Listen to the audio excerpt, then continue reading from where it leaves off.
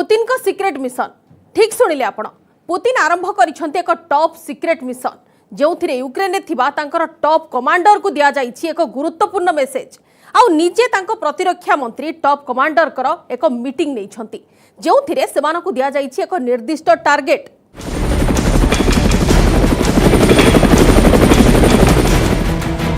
मस्को मिलिला एक बड़ आदेश रूसियारू हेलिकॉप्टर एक बड़ बाहिनी बाहरिला यूक्रेन अभिमुखे।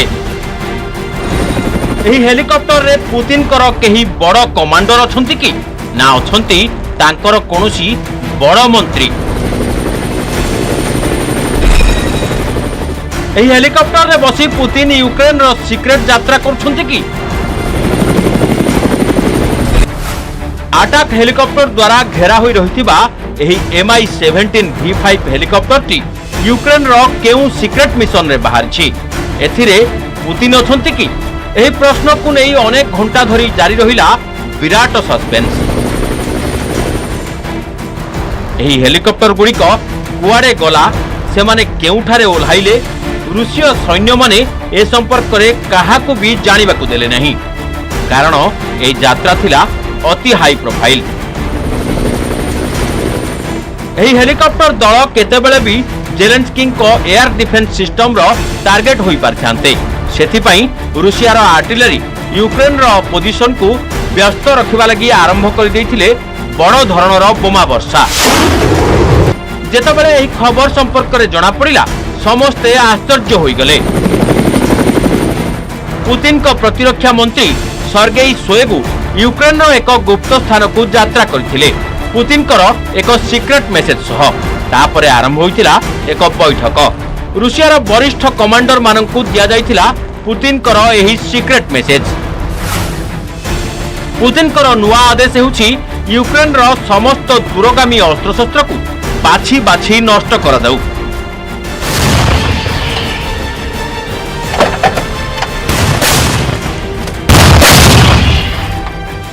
तेबे पुतिन को एमिति कौन असुविधा है जे हठात से एपरी आदेश देले एहाकू बहुत गभीर भाव में बुझिबा आवश्यक। जेलेंस्की को लॉन्ग रेंज वेपन सिस्टम रणनीति जेलेंस्की जेमिति निजर नुआ अस्त्र व्यवहार करबा आरंभ करिवे एहाकू टार्गेट करिवे पुतिन जहाकू भी जेलेंस्की को गेम चेंजर कहाजिबो पुतिन करिवे तार गेम ओवर। डोनबास आखपाखरे एपरी घटिछि मध्य अमेरिकार मिलिथिबा M777 तोपकू जेमिति जेलेंस्की व्यवहार करबा आरंभ कले रूसियार सेना एहाकू ध्वस्त बेध्वस्त करदेला।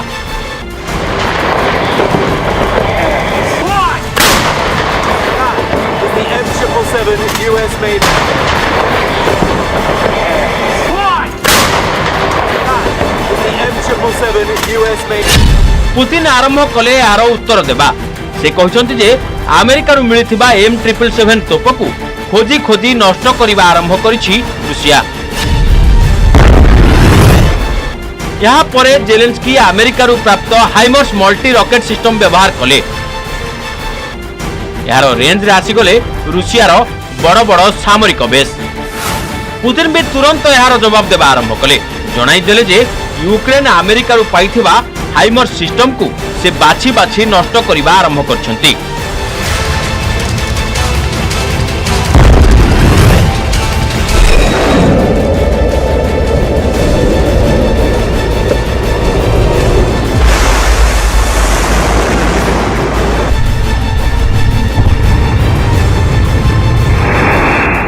यापरे जेलेंस्की आरंभ कले अमेरिकार मिलिथिबा हार्पून एंटीशिप मिसाइल प्रयोग जहार नकल नेपच्यून मिसाइल द्वारा रूसियार मिसाइल क्रूजर मस्कोवा को बुड़ाई देथिला यूक्रेन। पुतिन पुणी जणाई देले जे रूसिया यूक्रेन रो एंटीशिप मिसाइल रो कवर तयारी करबा आरंभ करछि। ताहले यूक्रेन युद्ध रे कोन चलछि जेलेंस्की नुआ नुआ अस्त्र व्यवहार करछंती आ पुतिन सेही आधुनिक वेपन सिस्टम को बाछि बाछि नष्ट करछंती। यह कोन रूसियार एक नुआ रणनीतिर अंश की कारण जेलेंस्की दीर्घ दूरगामी अस्त्र रूसिया लगी आणुछि विपुल क्षयक्षति सेथिलागी से सब को नष्ट करने को निर्देश देइछंती पुतिन। रूसियार नुआ रणनीति जेलेंस्की जहाको कहिबे गेम चेंजर पुतिन करिबे तार गेम ओवर। एथिरे बाछि बाछि टार्गेट करा जाउछि लॉन्ग रेंज वेपन सिस्टम को, जहां मध्यरे रहिछि M777, हार्पून, कालिबर एवं PZH-2000 भली बड़ बड़ अस्त्र। जेलेंस्की को असुविधारे पकाइबा पई पुतिन को नुआ स्ट्रेटेजी को नहीं लगातार प्रकाश पाउछि विभिन्न रिपोर्ट। एथिरे कहा जाउछि जे जेलेंस्की जेउ अस्त्रशस्त्र को गेम चेंजर बोली कहूथिले हठात पुतिन से सब को पिन पॉइंट सठिकता सहित नष्ट करबा आरंभ कर दैछन्ति। या पूर्वरु रूसियार प्रतिरक्षा मंत्रालय सेही ऑपरेशन रो वीडियो जारी करिछि जेउथिरे यूक्रेन रो दीर्घ दूरगामी अस्त्रशस्त्र को नष्ट करा दैछि।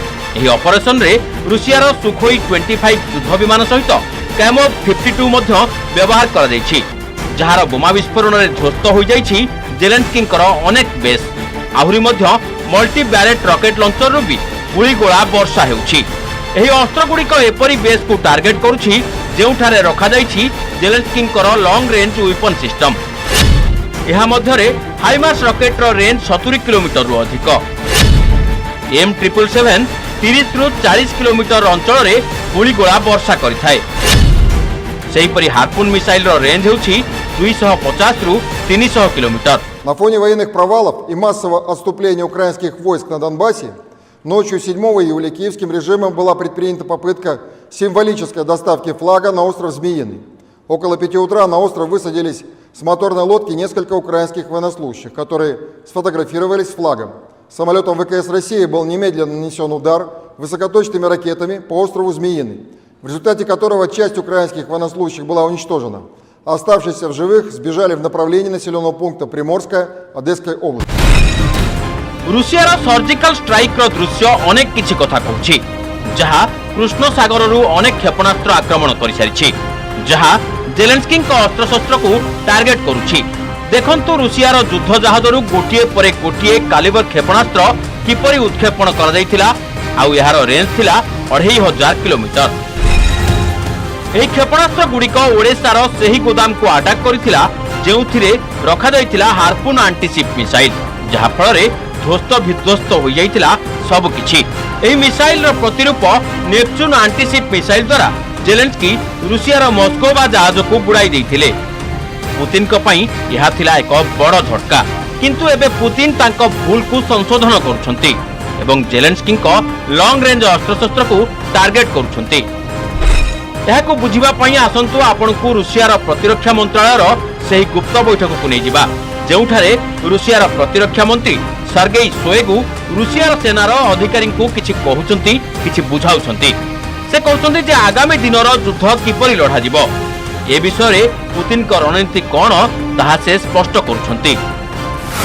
एही बैठक रे कहा जाइछि यूक्रेन रे ऑपरेशन को अधिक तीव्र करिबाकू, डोनबास रो डोनास्क अंचल को क्लीन करने को मध्य निर्देश दिया जाइछि। ता छड़ा जेलेंस्की को रॉकेट आक्रमण को नष्ट करने को निर्देश दिया जाइछि।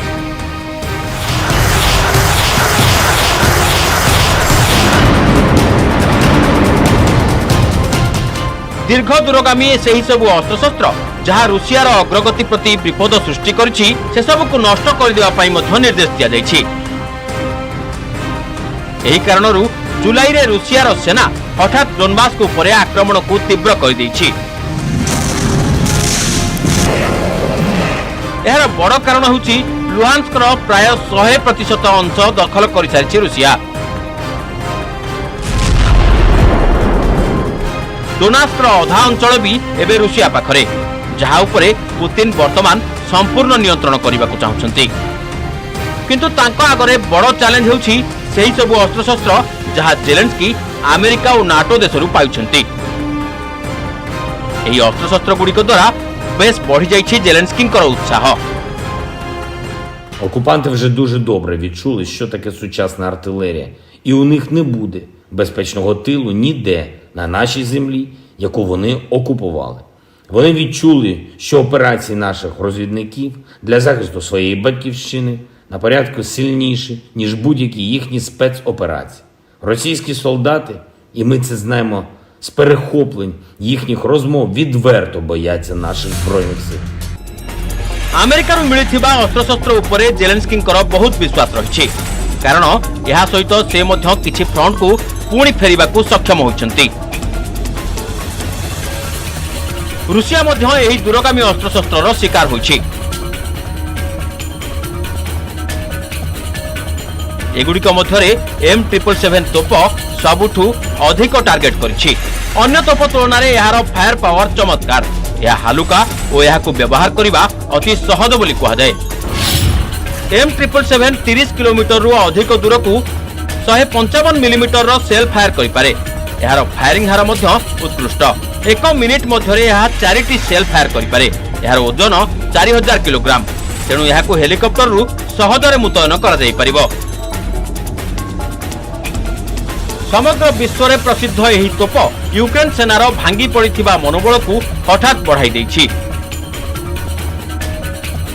M777 କେବଳ ଏକ ବଡ଼ ଅସ୍ତ୍ର ମାତ୍ର ନୁହେଁ, ଶତ୍ରୁ ଉପରେ ଗୁଳିଗୋଳା ବର୍ଷା କରୁଥିବା ଏହା ହେଉଛି ଜର୍ମାନୀର ସବୁଠାରୁ ବିଶ୍ୱସ୍ତ ଆର୍ଟିଲେରୀ, ଯାହାର ନାଁ ହେଉଛି PZH-2000।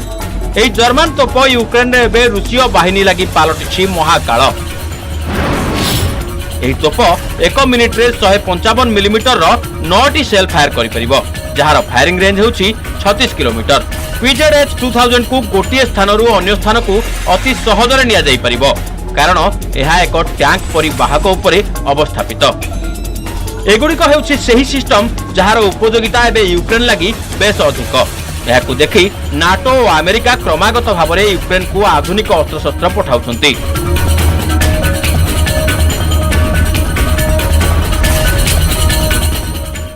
यूक्रेन ने लॉन्ग रेंज वेपन सिस्टम को टार्गेट प्रकृत में यह यूक्रेन माटी रे अमेरिका और नाटो देशगुड़ी को टार्गेट किंतु यह सत्वे यूक्रेन को मिली चलिबो अनेक नुआ नुआ अस्त्र से सबु सेही अस्त्रशस्त्र जहाँ उपर निर्भरशील अनेक शक्तिशाली देशर सेना पुणी एही अस्त्रशस्त्र नष्ट हेबा द्वारा डोनबास उपरे घनेइछि अधिक विपद बाजीरे लागिछि खार्किव एवं ओडेसार भविष्यत। एगुड़िक हेउछि सेही अस्त्र जहाँ अफगानिस्तान रे व्यवहृत होइछि। वर्तमान यूरोप रो अनेक देशर सैन्य बाहिनी एहा उपरे निर्भरशील।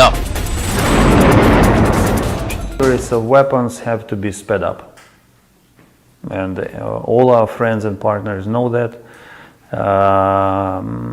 Many are working to make it happen.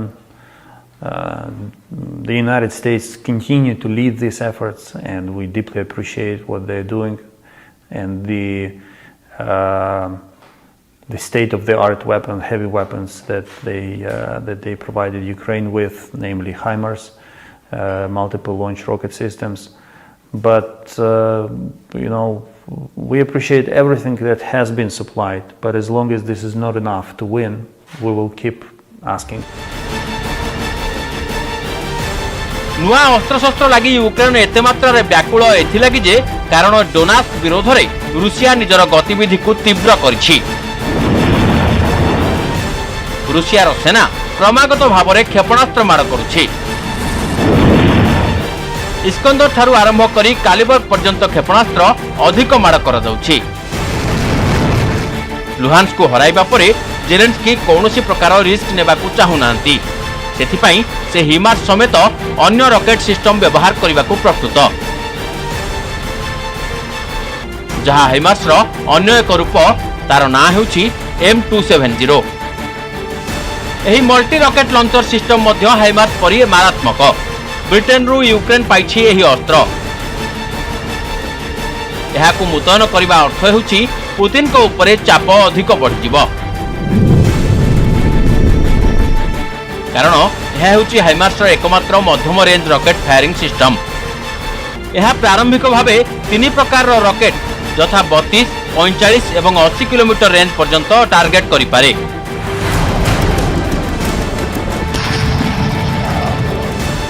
एगुड़िक हेउछि सही सिस्टम जहाँ वर्तमान समय रे यूक्रेन को अधिक आवश्यक। एथिलागि नाटो और अमेरिका लगातार यूक्रेन को आधुनिक अस्त्र पठाउछन्ते।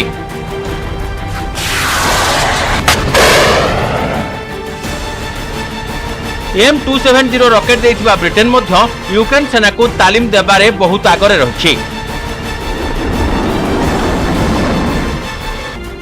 सेथिपाई पुतिन वर्तमान ब्रिटेन उपरे अत्यधिक क्रोधित। तांको असंतोष को आधार करी रूसीय गणमाध्यम ब्रिटेन उपरे आणविक आक्रमण विषय में मध्य धमक दे सारिछि।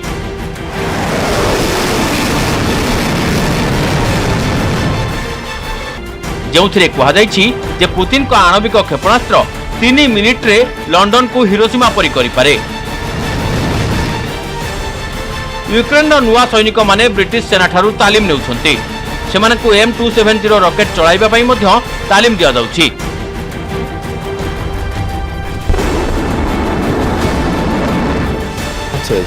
When you're in a war and you're against Russia, you need to make sure that you can be as best as you can be, and this is the process we're doing here. We're starting.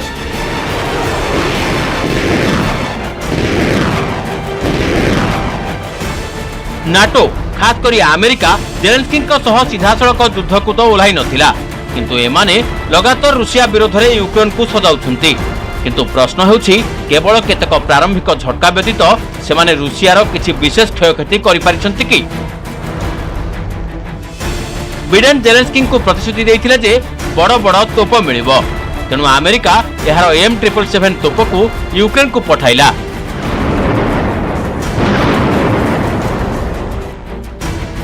जहार firing अत्यंत विपज्जनक बोली कहा जाए।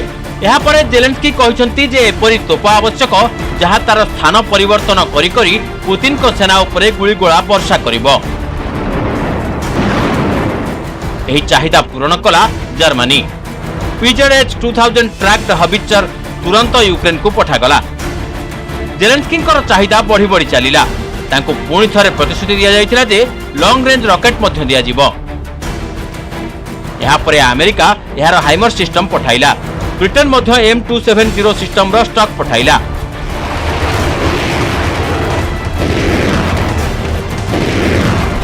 कोटी कोटी dollar मूल्यर विपुल अस्त्रशस्त्र Zelensky को जोगाई दियागला।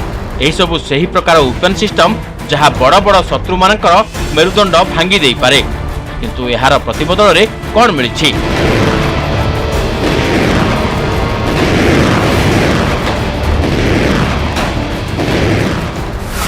Zelensky Luhansk को पहुंचाई पारले नहीं। से सेभरोडोनेट्स्क को मध्य हराइले। जेलेंस्की लिसिचान्स्क को मध्य हराइले। वर्तमान खार्किव उपरे विपद बढ़ी बढ़ी चली। मोटामोटी कहवाकू गले डोनबास को जेलेंस्की प्राय हराई सारे। एबे खार्किव और ओडेसा बंचाइबा सबुठु बड़ आह्वान।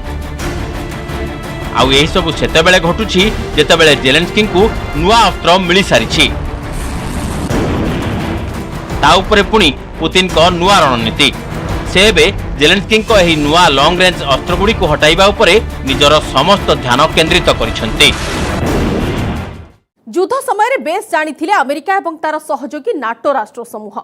एपरिकी एथिरे टाइम फ्रेम मध्य आगुआ कहि देइथिले। एबे युद्ध रे भारी पडुछि रूसिया। यूक्रेन अनेक अंचल हातरु गलानी। जदि यूक्रेन शीघ्र पराजित हुए तेबे कोन रहिबा अमेरिका नेतृत्वाधीन नाटोर रणनीति? किपरि एमाने करिबे रूसियार मुकाबिला? से रणनीति कौन हेबो ताहा तो आगु जना पड़िबो, किंतु ता पूर्वरु आसंतु जानिबा काहा पाखरे अछि केते शक्ति।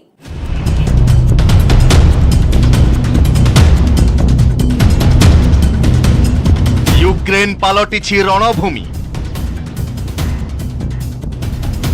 मुहामुही स्थिति रे रूसिया और नाटो। सीधा सड़क युद्ध रे किए जितिबो? कहा पाखरे अछि केते शक्ति?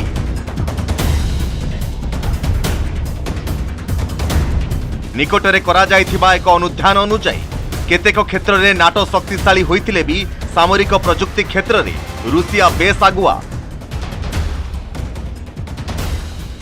नाटो पाखरे 6095 आणविक अस्त्र रहिथिबा बेले रूसिया पाखरे रहिछि 6255। नाटो पाखरे अछंती 57,60,000 पदातिक बाहिनी और रूसिया पाखरे 13,50,000। नाटो पाखरे 14,672 और रूसिया पाखरे 12,420 टैंक रहिछि। नाटो पाखरे 1,09,712 युद्धजान रहिथिबा बेले रूसिया पाखरे रहिछि 12,000 युद्धजान। नाटो पाखरे 9,102 तोप रहिछि, किंतु रूसिया पाखरे रहिछि 14,145 तोप। तेबे रॉकेट लॉन्चर क्षेत्र में रूसिया आगरे रही। नाटो पाखरे 2,792 रॉकेट लॉन्चर थिबा बेले ରୁଷିଆ ପାଖରେ ରହିଛି 3391। ନାଟୋ ପାଖରେ ରହିଛି ମୋଟ 20,718 ଏୟାରକ୍ରାଫ୍ଟ ଓ ରୁଷିଆ ପାଖରେ ରହିଛି 4,173 ଏୟାରକ୍ରାଫ୍ଟ। ନାଟୋ ପାଖରେ 1,048 ଲଢୁଆ ଯୁଦ୍ଧ ବିମାନ ଓ ରୁଷିଆ ପାଖରେ 739 ଲଢୁଆ ଯୁଦ୍ଧ ବିମାନ ରହିଛି। ସେହିପରି ନାଟୋ ପାଖରେ 158 ଷ୍ଟ୍ରାଟେଜିକ୍ ବୋମାବର୍ଷୀ ବିମାନ ଓ ରୁଷିଆ ପାଖରେ ରହିଛି 135 ଷ୍ଟ୍ରାଟେଜିକ୍ ବୋମାବର୍ଷୀ ବିମାନ। ନାଟୋ ପାଖରେ 8,475 ହେଲିକପ୍ଟର ଓ ରୁଷିଆ ପାଖରେ ରହିଛି 1,543 ହେଲିକପ୍ଟର।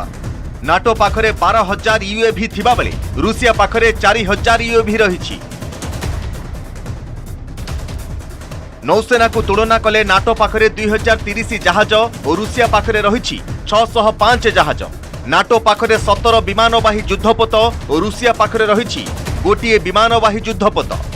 ଡେଷ୍ଟ୍ରୟର ସଂଖ୍ୟା 122 ଓ 15। ନାଟୋ ପାଖରେ 149 ବୁଡ଼ାଜାହାଜ ଓ ରୁଷିଆ ପାଖରେ 70 ବୁଡ଼ାଜାହାଜ ରହିଛି।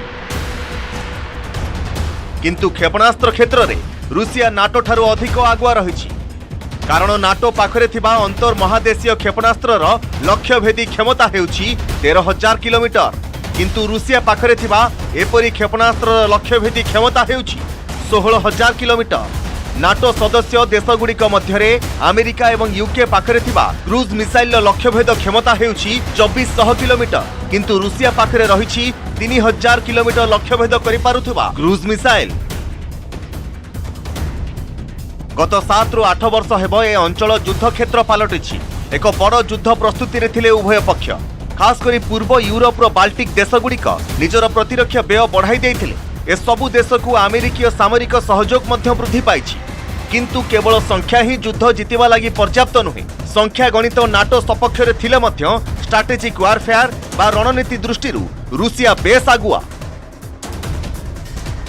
ବିଶେଷଜ୍ଞଙ୍କ କହିବା କଥା ନାଟୋ ରୁଷିଆ ସହିତ ସିଧାସଳଖ ଯୁଦ୍ଧରେ ୟୁକ୍ରେନ୍ ଛାଡ଼ି ଅନ୍ୟ ଦେଶକୁ ମଧ୍ୟ ଟାର୍ଗେଟ୍ କରିବ ରୁଷିଆ। ଆଉ ଏଥିରେ ପ୍ରଥମେ କ୍ଷତିଗ୍ରସ୍ତ ହେବେ ଲାଟଭିଆ ଓ ଇସ୍ତୋନିଆ। ମାତ୍ର କିଛି ଘଣ୍ଟା ମଧ୍ୟରେ ଏହି ଦୁଇ ଦେଶର ରାଜଧାନୀରେ ପ୍ରବେଶ କରିଯିବେ ରୁଷୀୟ ବାହିନୀ। କାରଣ ଏ ସବୁ ଦେଶରେ ଯୁଦ୍ଧ କରିବାରେ ରୁଷିଆର ରହିଛି ସ୍ୱତନ୍ତ୍ର ବାହିନୀ WMD। ଏହି ବାହିନୀକୁ ମିଳିଛି ଅନେକ ଆଧୁନିକ ଅସ୍ତ୍ରଶସ୍ତ୍ର।